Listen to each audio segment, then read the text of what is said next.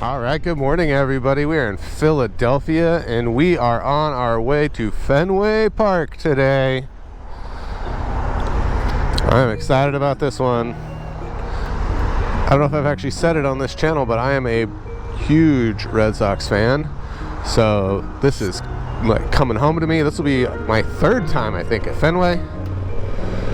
But the first time for this trip, and I am excited. I absolutely love Boston. I love Fenway. I mean, actually, I love Philly, and so I'm a little bummed to be leaving Philly. I always feel like I want a couple more days here. Whenever I'm here, I just love the vibe of this town. And I think Boston has kind of like a similar vibe to it as well.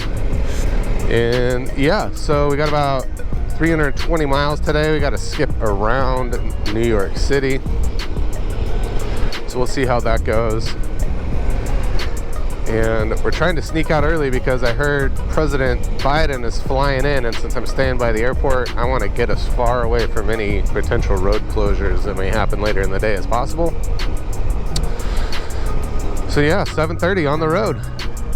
Today will be our second game of our 6 games in 6 days. So that's going to be pretty fun. When I lived in DC, my roommates and I were always trying to do this because it's certainly possible to see all these games all at once, but it just never quite lined up with a weekend in the middle of it. I mean, it certainly isn't lining up with a weekend this time either. And so we could never do it because we just couldn't really get all that time off in the middle of the summer.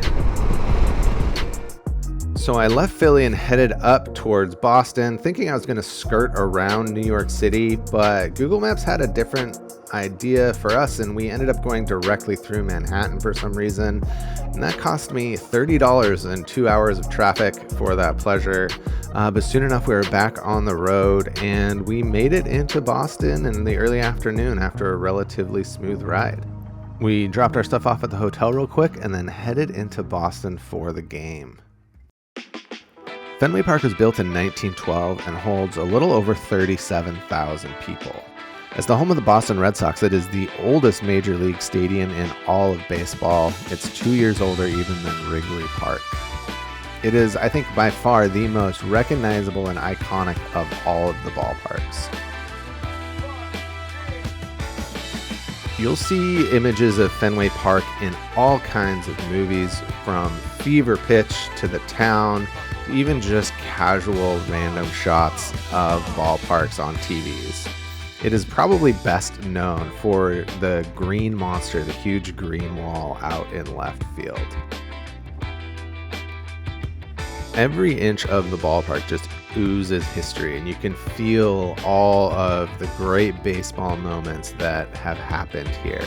It is a must visit for any baseball fan.